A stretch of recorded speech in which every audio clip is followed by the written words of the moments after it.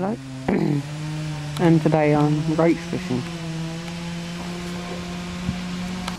As you can see, I've changed spot and changed tactics. I've used a completely different stretch reel now. Didn't have anything in the last swim. It's just much too shallow. It's only 3 or 4 foot deep, and when it gets really cold like it has at the moment, the fish want to be in about 8-9 foot of water minimum, especially for roach. So yeah, I'm now using the quiver tip.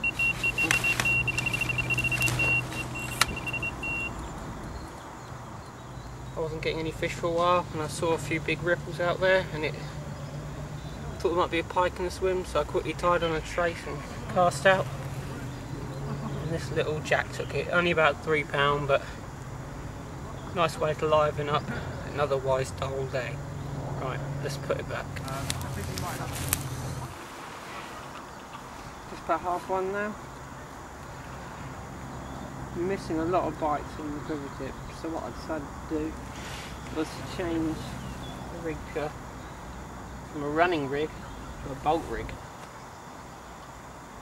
And that's then meant that I've had a lot more fish, because any bite indication I've had on that tip compared to the knocks and taps that I was having before has been a complete wrap round. And that means the fish has just hooked itself and swam off because of the resistance of the lead. That's my first fish of the day. Small roach. Yeah, not very big, but good start. That's my second fish of the day.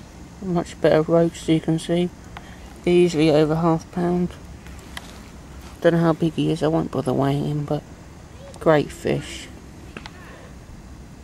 Right, let's put it back.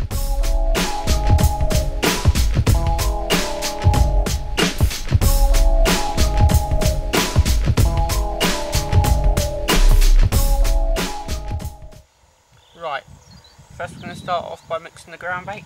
My choice of ground bait today is this Dynamite Bait Silver X bream in the Fishmeal bream variety. Really great fishing mix. Bream absolutely love it. Right, start by opening the packet.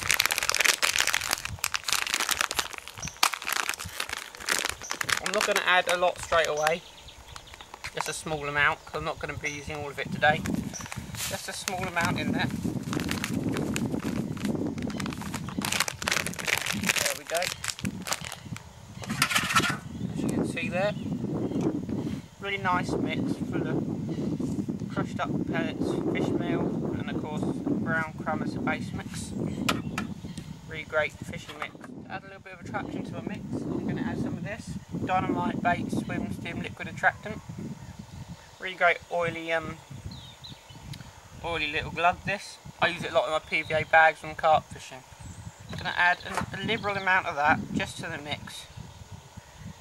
Now you can't just mix up with just this, as it won't bind properly, so I'm going to add a little bit of water after this as well, but so mix that in. Make sure the ground bait has a little bit of coating from the liquid attractant.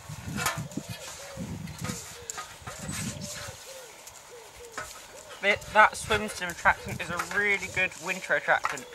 Swim Stim has very little food in it, so the fish aren't going to feed on it and get really full up. It's the same with the pellets as well, which makes it an awesome winter bait. Right, just going to add a little bit of water. We've got a little bit of the lake water here with us now. Got to add a little bit to the mix. Never add too much water at once, because you can always add water but you can never take it out. So a little bit. Now with the Preston feeder I'm using today, unlike most conventional method feeders, you don't want the mix too stodgy. You want it a bit light, a bit fluffy, so when it hits the bottom it does break up and doesn't just sit in a ball. Phone just fell out of pocket. So there you go, all mixed round, lovely. It will form a loose ball, but not quite a hard ball. I want it so I can form a ball in my hand and break it up. It's like a normal ground bait mix really. And add a little bit more water to that. Mix it in. When you add the water you can really smell the fish meal and that Swim Stim attractant I added. Really great mix. Feels like it should be able to bind a bit better now. almost there, but not quite, so a little bit more water and we'll be there.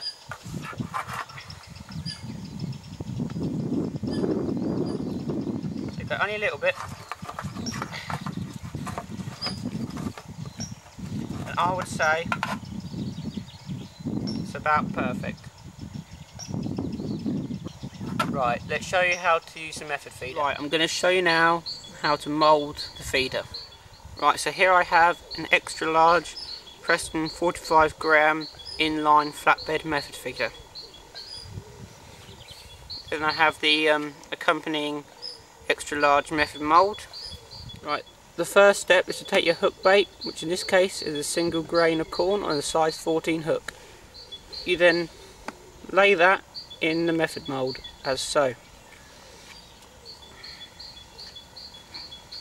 What you then do is you take a small handful of the ground bait, in this case it's Dynamite Baits Silver X Fishmeal Bream, and just place it on top of the corn. There we go, just pat it down slightly. You then take your method feeder and double back the hook link. This can also be a reason why it's important to use short hook links. And as you can see, method feeder's on top. You then press down so all the ground bait is moulded onto the feeder, like so. Then underneath the mould, there's a small push button. Press that and the feeder is released. And there you go, a perfectly moulded method feeder. Now the idea with this fine ground bait I showed you earlier is so it'll hit the bottom, and unlike conventional method feeders where it'll stay on that ball for ages, it should be able to break up as the water attacks it. Perfect.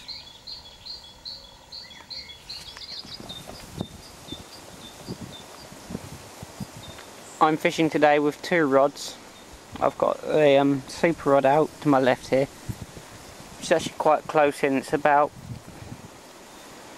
7 metres off those reeds in front of us, just on the edge of a plateau. And that's on a method feeder as well, with the Silver X Fishmeal Bream as bait and a single bit of corn. And I've got my right hand rod, which is on the quiver tip, so I'm actually casting around the swim a little bit more. And at the moment I've got it about 5 foot off those far reeds, although saying that I think it's a bit close, so I'm only going to leave it out for 10 minutes and I'll put it back out, but not quite as close to the reeds.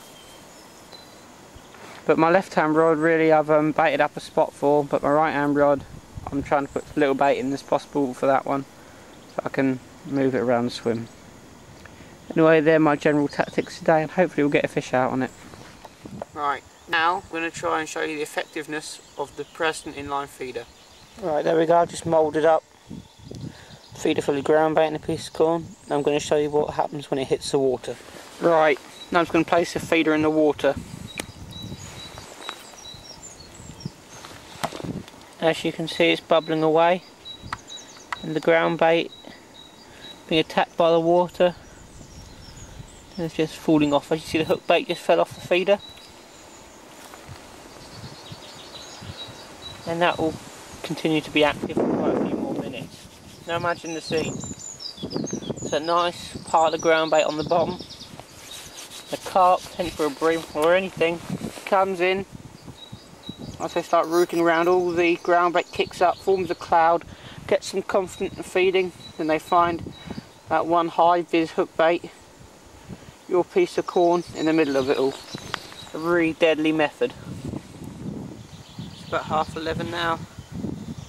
Been here since about 8:30, 9. Still no fishes yet. I had a little knock on my method feeder on the right hand rod. And that's probably rudd or roach hitting the feeder to get at its contents. Clouds come over now, and I feel more confident when I've got a good cloud cover opposed to it being sunny. Of course, it's more pleasant to be out when it's sunny, but when we have a greater cloud cover, I feel the fish tend to get their heads down, get on the bottom, get feeding more. So I'm going to keep at it. I'm going to wait till it gets to about 12ish, then I'm going to recast my right hand rod. Of course, like I said earlier, I'm leaving my left hand rod well alone. I'm leaving that in the same place.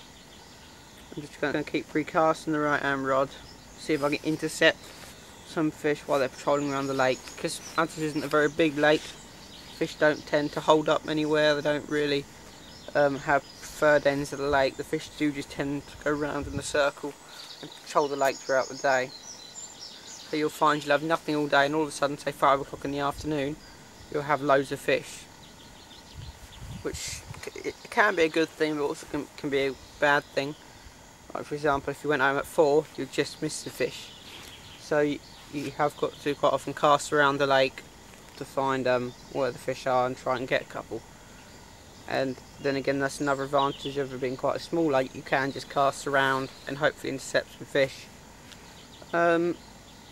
If I'm really struggling and in a few hours I haven't had anything at all, I will put the pole out and get on the maggot and see if I can have any small fish. But I'm really here after the bream today, and I'm going to try and stick it out, because I do think with the conditions the way they are, it's not too cold compared to what it has been. It's probably about 10 degrees today, and with the cloud cover we've got and the water I'm on, I think I should be able to catch a few. There aren't a lot in here, but the ones that are in here are really beautiful fish. They aren't very big, about 4 pounds at the most, but they are really dark bronze, deep fish. Gorgeous bream, and they actually fight quite hard in here as well, so if we can get a couple of those here today, that'd be great.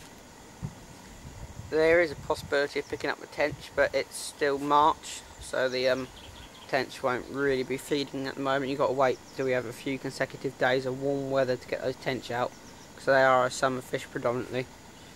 Chance of picking up the carp. Actually, it's quite a large chance of picking up the carp today. The carp have really been rolling and feeding out there today. I haven't ever seen them like it on this lake before, but it's been a real good few roll. I just catapulted out a few bits of corn and they've been rolling over that, so you never know, we might get a wrap round on the rod and be attached to a carp.